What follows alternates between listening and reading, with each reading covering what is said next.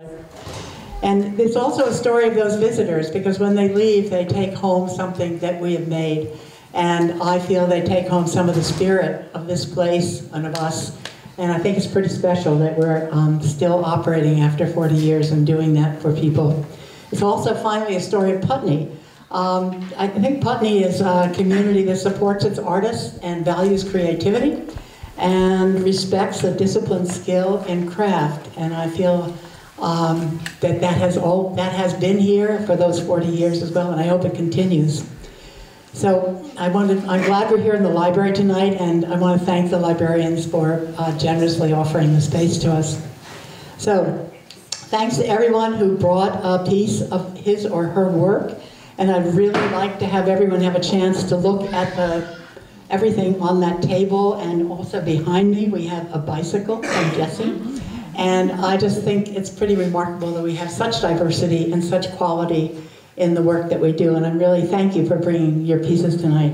Thank you for bringing refreshments. Thank you, Colleen Grout, for putting up the displays of the posters. And thank you, Jeannie Bennett and Wendy Wilson, who is not here yet, for saving posters, because no one else, I think, thought to do that. So we're really grateful that you kept the history going.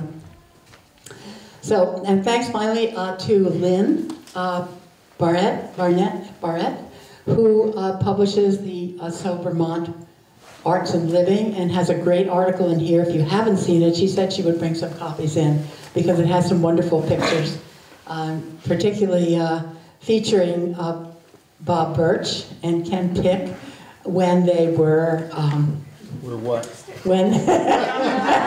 When they were young and vigorous and working at their craft. So if you haven't seen this, it's a great article. And thank you, Lynn, for doing that. Now we're old and vigorous. Now you are vigorous. That's the way you're going, vigorous. So tonight, it's really, I think it's all about storytelling. And I've asked a few people to tell stories, so some of you know that you're on my list.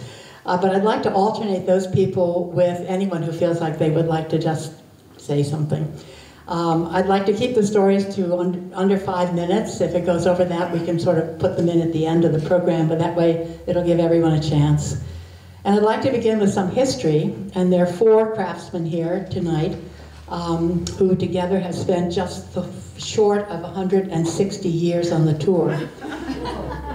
Now, if that makes you feel old, it's Ken Pick, it's Bob Birch, it's David Mischke, and it's Ian Eddy. And, yes. So, I wanted to start off and ask Ian if he'd say a few words. He spent those years working at his forge, and as I understand it, entertained old and young with flying sparks, a lot of drama in his studio.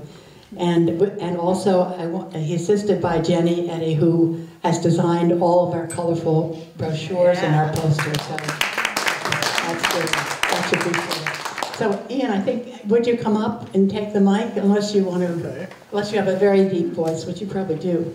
Well, who knows?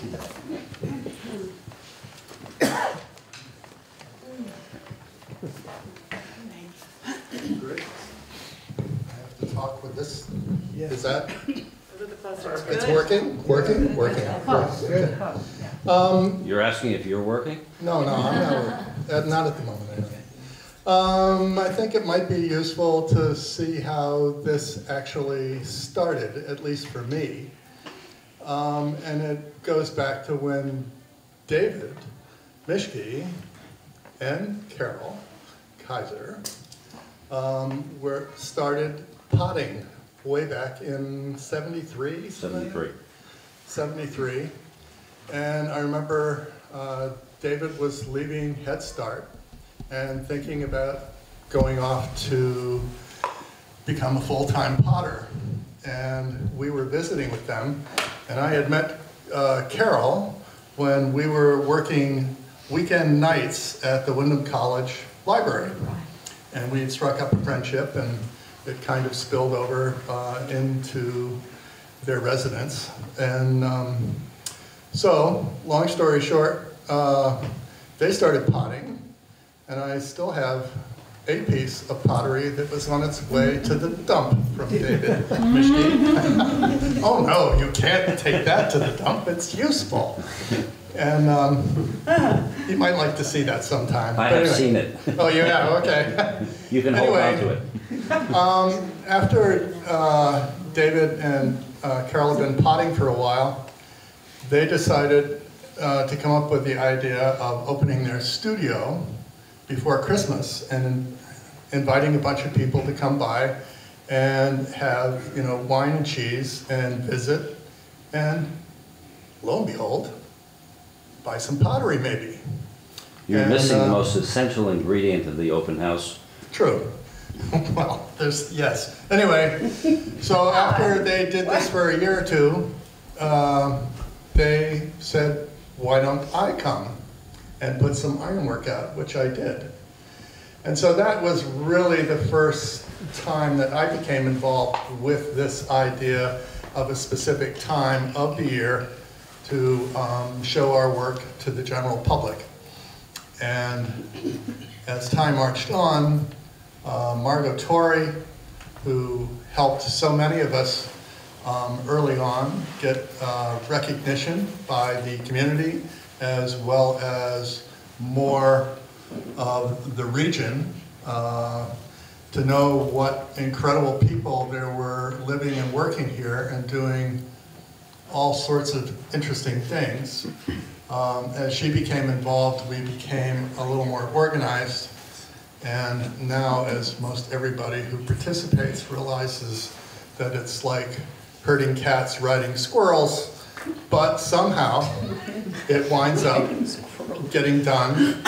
And I think everybody who's been involved with this over all this time should take a tremendous bow and applaud themselves, because I think the center of the universe, or at least maybe the center of New England, starts in Putney for their wonderful craft tour and the amazing people who make this stuff. So there. Yeah, that's great. Thank you so much. That's great. I have to pass this on to David Mischke because he's ready to talk. Oh, no. I just want to say the most important ingredient for our open house that Ian didn't mention was Carol and I used to make a punch that was wine, fruit juice, and vodka. And good cookies. You had And really good cookies. And I want to give a lot of credit to Jenny, because I have a brochure here that predates her efforts and energy. I know. Let's see. Just, It was even worse before oh that. my gosh. Yeah. Excuse me? Oh, I'm sorry. Yeah. That's great. And David, I think you have a photograph that you wanted to show us. I'm not sure about that. I'll keep that in the vault. Okay. Well, you can check in one-on-one if you want to. Great. All right. But the one thing I do want to point out, and I think it's been critical, is when Carol and I had our open house, it was very much local, and it was the first full week in December, and we were not dealing with climate change at that point, so we were often dealing with snow, and things could be very iffy. And when the craft tour changed to Thanksgiving weekend, it made a huge difference, both sales-wise as well as the possibility that a lot of people in the outlying areas were not going to get hurt by the weather.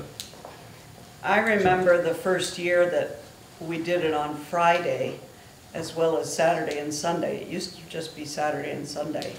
And I fought tooth and nail to not do it on Friday, because Thanksgiving was my very favorite, very most important holiday. And I wanted to relax and enjoy it. And we did it one year, Friday, Saturday. Well, let's just see how it goes. And it went really well, so it's never looked back. Well, I will take credit. I think that's even more than the craft tour. The energy I put in to get the craft tour to happen on Thanksgiving weekend. And originally it was Saturday, Sunday, which meant the craft tour was basically a day and a half, Right. because most people left. And when we finally did it on Friday, then it was Friday, Saturday. It took another couple of years, and then it was Friday, Saturday, Sunday. And it made a huge difference in people's bottom line. Initially, it was the first weekend in December. Yeah, initially. Yeah. I think I want to point out that this is the oldest craft tour, In the world. studio visiting craft tour. Well, certainly in New England, but I've heard in the United States of America also, and who knows about the universe. Nancy, the oldest continuous. Oldest continuous. But there might have been one that started before us. Oldest continuous. So 40 years is amazing. I don't want to embarrass Ken, but I looked through a lot of newspaper articles, and he was quoted 9 years ago when it was our 31st anniversary as saying, "Oh, it's a wonderful tour. It's amazing it's lasted this long." It's okay, you don't have to speak to that. But Bob, would you, Bob Birch, I just have to say a few words. This is a quote from the 2012 ovation written by John Potter.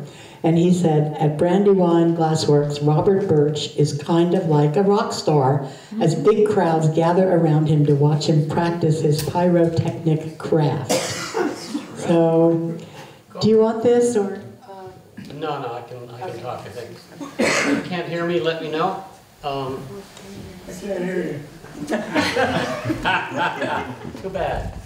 About that time, the late 70s, we were doing open houses in October and December. And what happened is we were doing, posters and mailing lists. And somehow, I think it was David, that I think the first contact that I had with a thing and kind of joining. And there were like 3 or 4 people, I think, at that time that were coming together. And one of the strongest memories I have is thinking that we wanted a poster and finding a place in Keene that would print like 100 posters for like $28. I went to a meeting and the idea got shot down because it was too expensive. So we ended up doing handmade posters and hand lettering. And then we did the mailing list, and the map has been something that's haunted this group forever. Because there's never been a perfect map. Pretty close, getting closer by the year, but it's a tough job to do with the poster and the brochure. Incredible. I think that's a big part of our success.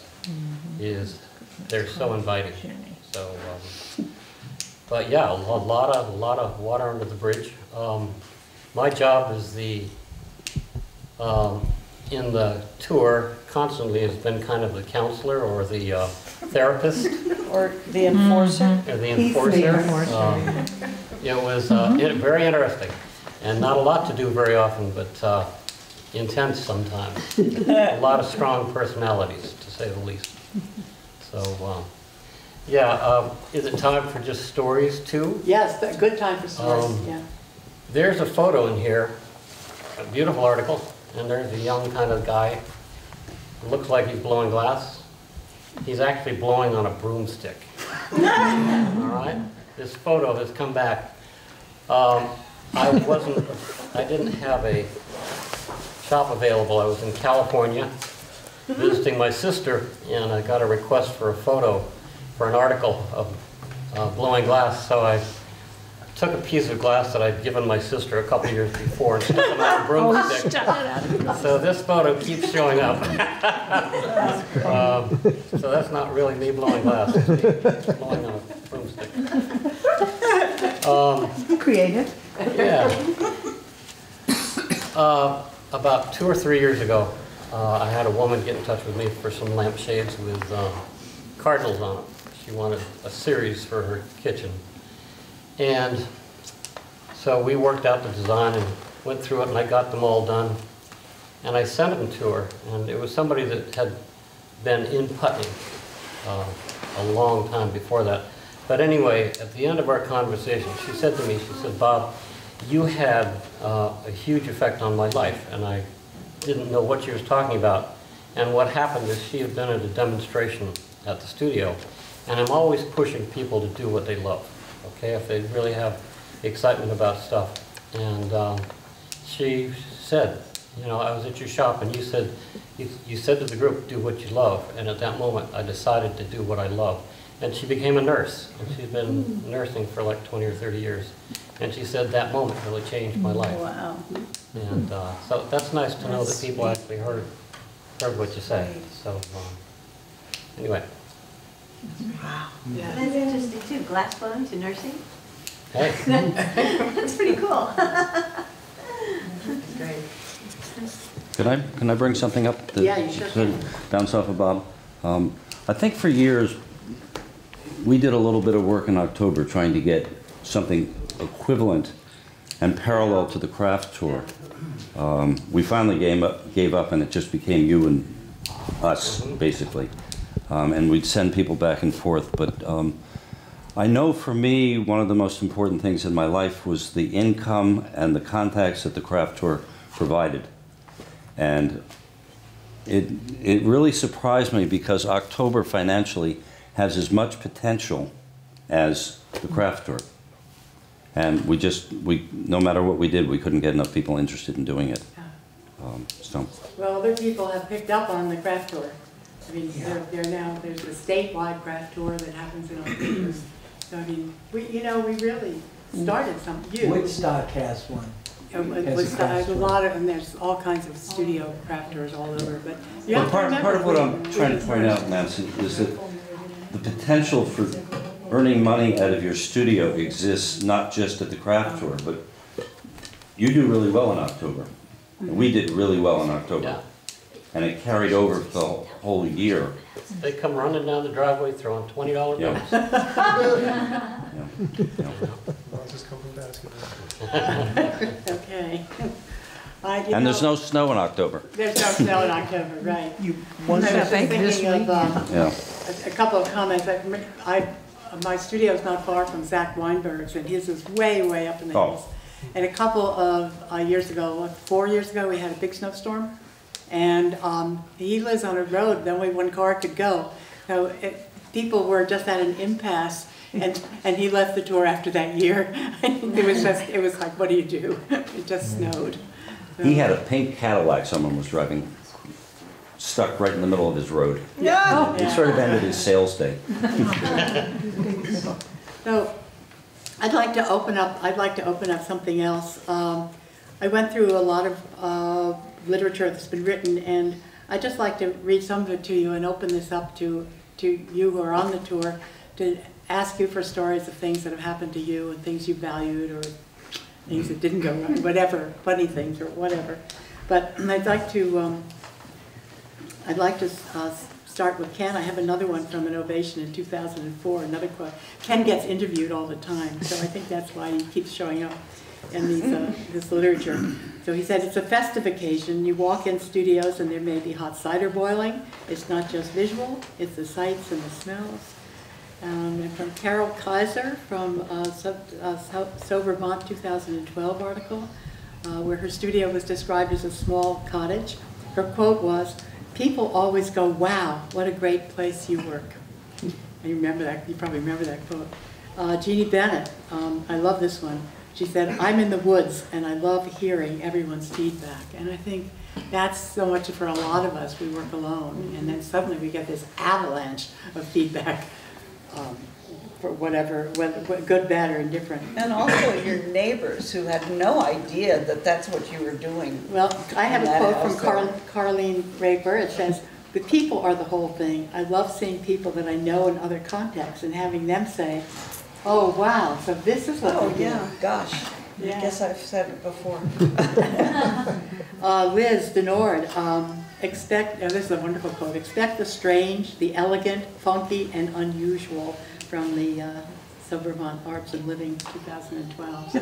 So we've been out there saying these things, and I just thought and Adele, who has a studio right on Main Street, who you can go into that studio at any time and see her at work at her glassmaking, which is pretty neat. So I'd love to open it up just to everybody who'd like to say something. I don't even, and Penny Wilner. Sorry, late as usual. Penelope Were, who has her shop on Main Street in Brattleboro and is still feeling like she's part of the craft tour, or she wouldn't be here tonight. Thank you for coming, Penny. It's great. And did you bring a piece of yours? I did bring a piece of my glass. Could you just hold it up? I hope everybody had a chance to see what's on the table over there as well. The variety and the quality. And that's what has all our visitors coming back. What a responsibility. I had to wrap it well. And this was like one of my oldest pieces, so I thought I'd bring something, which was when I used to put more work into it. We had a shop and right in. It's not going to look very good in this light, I don't think. Oh, nice. Well, I can't take responsibility for the glass because I don't blow the glass. I do finishing on glass. So I call myself a surface technician. But anyway, I'll go and plonk it on the table. Great. Yeah. Where is it? The table's over there. The table's over there. All right, well, I'll go and put it on the table over there. Okay. Nancy, I'd like to say something about the people who come to the tour. Yeah. As we all know, they come from all over. And Thanksgiving is great because a lot of them come for the holiday anyway. They're here, but they come from out of state just for the tour. And one of my favorite stories was about a couple who came all the way over from Maine. And as I recall, the husband wanted to surprise his wife with a special trip. And he wasn't going to tell her where she was going. So she was blindfolded. And they headed out from Maine toward Vermont. Well, they finally got near Vermont. And I got a phone call around 4 o'clock in the afternoon. And he asked, I'm having trouble. I use GPS to try and get to the studio tour, but I'm sitting here in Westmoreland looking at the Connecticut River. How do I get to your studio from here? Swim. And I said, well, there used to be the Putney Ferry that came over to the Great Meadows, but that's long gone. Why don't you head south and come through Keene and come? So they arrived, finally, late in that afternoon, but they spent the night in a local inn, and spent the weekend, and they had a great time. Yeah, that's great. That's a great story. We never have talked about that. I can add to that, though. Same couple? Yes, Sunday. When were you in? They called on a Friday or Saturday because they had an extra day. Oh, okay, well, they spent Sunday afternoon in my studio. And he was hoping to inspire her to make a commitment to working in clay, right? And that was what I understood. And so for hours we talked, and I showed her, I don't know, whatever I showed her that might help her. And then I wound up giving her a whole bunch of clay. And I haven't heard since, but she hauled off a good 100 pounds of clay. Oh, Yeah. how many years ago is this? Oh. 10? No, 6 or 8. 4 But neither or one of you 5 know. years Oh, ago. not that. You don't know whether she's working in clay now I never heard from or them. whether her husband still uses the blindfold technique. Right. But we've certainly never talked about that. But he was, I hope he inspired her. I think so. And probably you did too. And hopefully I did too. So. Cool. Do we have any other comments about what it's like to be in your studio with these people coming by and what they have to say? You really always have wonderful. something to It's say. wonderful You to- talk about your studio a lot. Well, I had one experience last year. It was my first year, and it was really, really special. These 3 little girls came in, very sad looking, and they were with their dad. And the tallest, she was probably about 10, went right over to my table, and she picked up one of the gourds that had cheetahs on it. And she just started walking around the studio like it was the most precious thing. I'm like, okay. And her father came up to me and said that, well, first said to her, do you really want that? And she's like, yeah. So I started talking to him, and I said, well, how many studios have you been to? And they said, oh no, this is the only one we've come to. We saw the brochure, she saw it, and she wanted it. And so that was, and I got the sense that, because he started talking about how their mother was from South Africa, and they'd been on safari, and they'd been to cheetah, you know, a cheetah rescue place and all that. But I really got the feeling that the mother had died, you know, and so just the way, and it was just, it really, it was a special, I mean, my first year too, it was like, wow, that was really cool. So that was really neat. That is neat. Yeah. Their moments. Yeah. You know, thinking of children though, I'd like to ask Liz to talk to how she handled children visiting her pottery studio. We had grandchildren were always at our house.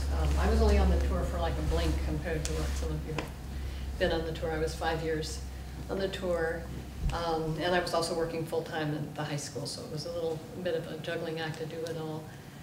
But Thanksgiving, as you all know, is the family time, and so all the family would arrive, and they all would help out with the studio. But one of the things my grandkids liked to do was to build the bonfire. So outside the studio, there was a big bonfire. And they would make s'mores, and we'd have the cider and the hot chocolate and all that going on. But they would whittle the sticks and have them all lined up for the visitors. And I remember one time looking out, and there weren't people coming in the studio, but I looked out and they were all sitting around the fire on the stumps, cooking their marshmallows, and the grandkids were serving them. So, you know, that was really, so it was an inclusive kind of experience, and it was a wonderful time to be part of the tour during those years. I think a lot of the children end up, Bob, at your studio. Yeah, we try to set stuff on fire and yeah, blowing giant bubbles and smashing them. And yeah, one of the favorite things is to make a loop out of glass and then hold it under the light, and you can shoot the light down the glass and it comes out the other end. So you can kind of create a large giant fiber optic and stuff like that, and the kids really like it. So, the adults like it too. You know? So, yeah, it's fun. So we have a good time. Last year, or the year before, my mom was visiting over Thanksgiving, and we went to Bob's studio, and we caught the end of one of his demonstrations, and we stayed for the next one. And we were there, and he said, well, let's see, now, I don't know what I'll make next. What should I make next? And my mom said, a martini glass. And Bob said, I haven't made one of those in years. And so he made this martini glass, and as he was doing it, he was asking her, you know, how big a martini do you drink? And do you want, how wide do you want it? How tall do you want it? It was huge. And he made it to specs. And we of course bought the martini glass afterwards, but it was great. Is that still around? Oh yeah. Oh, good, good. Oh, that's a good sturdy one. Oh yeah. The other martini glasses I've gotten her are Josh Birnbaum's, and they thin and delicate. They do things if you drop them. I'll bet we could drop yours, although I know she has. Does she drink martinis out of them? Yes, she does. You bet. That's great. Kids to martinis. I could tell a story from the early years of getting ready for the tour. This is probably 1979-ish, and I was you know, rushing to get ready and get my last firing done, and it was a very windy night, and I went out to check. This is my old kiln, an old car kiln, and built cheaply. And I went out and I looked up at the chimney, which I'd made out of, at a certain point, out of a stovepipe, which is really not the thing to do with the high temperatures. And I looked up, and the wind had split the rusty pipe open. You know how the pipes seal? And it was hanging, held up by wires above and askew, and the flames from the chimney were jumping up into the pipe that was hanging there. And I was up probably around 2100 degrees. I didn't have that much longer to go, and I'm not going to shut this down and lose the pots. So I yelled to Virginia, come out. I'll lose his wife, right? Bring some gloves and get up on top of the rickety kiln shed and hold the pipe as straight as you can, because I got to get up on top of the kiln to wire this thing back together. And I did. and managed to get it wired back together. And the kiln roof held, thankfully. And I was thinking, you know, if it didn't hold, well, it would have been cheap cremation. Oh, wow. That's pretty dramatic. Thanks. Anything for the tour.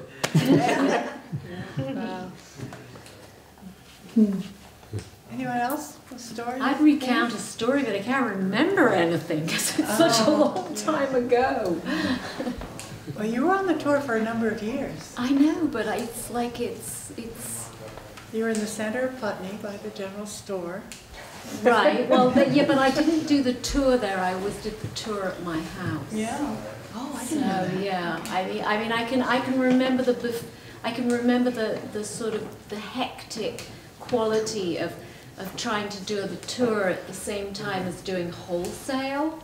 You know, so it was always like, why did I say I was going to do this? Because it would inevitably, and I know a lot of other people experience, mean that I had to tidy my studio, Yes. which was good, and good news and bad news. Yeah. Wow. That one of the reasons I love being on the tour is it forces me to clean up my studio. Well, once a year. it's true, but it's not so good when you know you haven't got the time for it. Right. Well, which I sort of never had. But It's fake news. And it's clean shots. I definitely remember. I remember one year it was incredibly snowy, so it was like we. Does anybody else remember that? Because we're talking probably. Bob, do you remember? Bob, you've been on every one. Oh, yeah, Carol remembers. She's got a Yeah, I remember one year it was very snowy on Saturday, and some Russians came to my studio, but they took the corner too fast.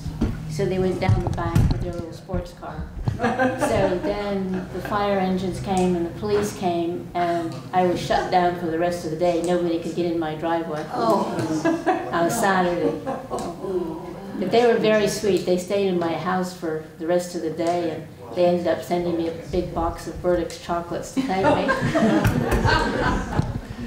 No, you had to keep them warm. Yeah. But it is a little weather dependent. There's that. Yeah. I know we always regretted that we were stuck in our studios. We couldn't go to anyone else's. Yeah. It would have been nice to have an extra day, which I think we tried once. It didn't get very far.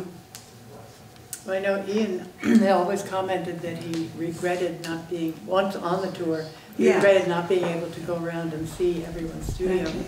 So I think I'm the lucky one because I took on the role of distributing materials for the Putney food shelf.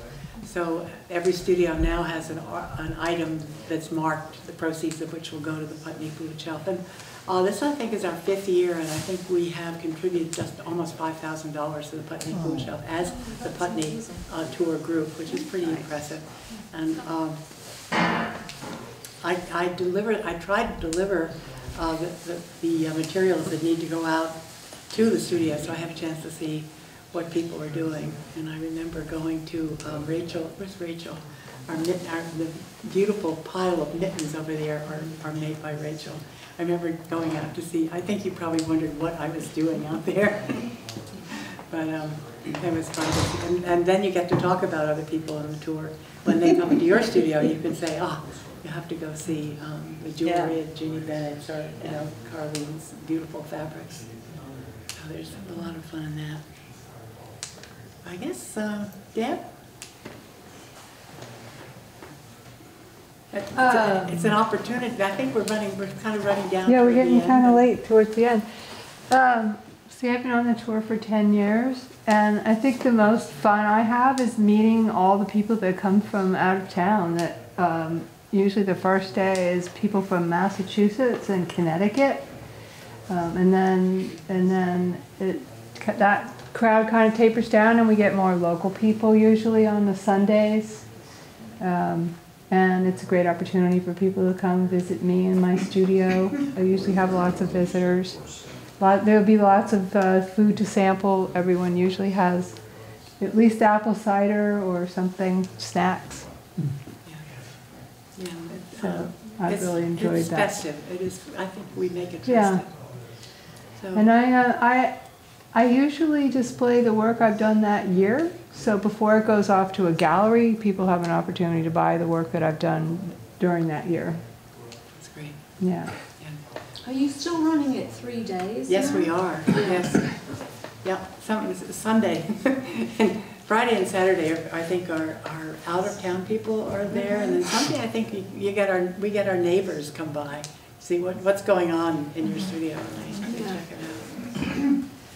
So I think yes, go ahead. Well, this is a strange kind of story, but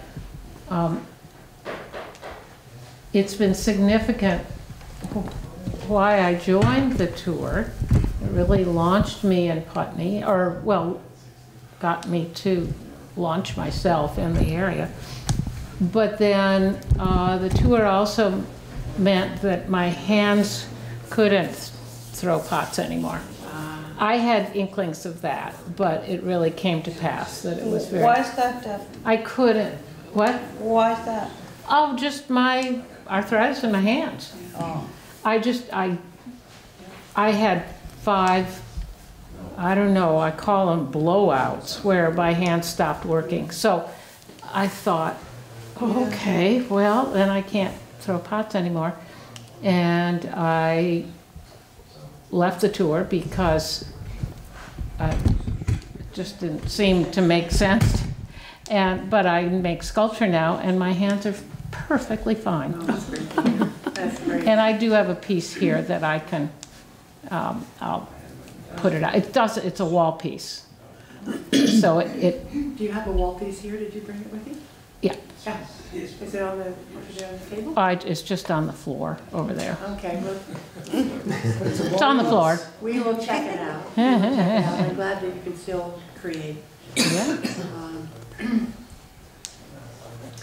So I guess I'd like to close with a quote that that John Potter wrote in 2004, because I think it makes me feel good. Here it is. The variety and the meandering roads visitors need to take to get to some studios lends a wonderful serendipitous charm to the event. And as you go from place to place, the experience somehow transcends a mere tour and becomes a celebration of something larger. And I think we're all engaged in that. So thank you. Thank you. Thank everybody for being here. Thank you, Nancy. Thank you. Thank you.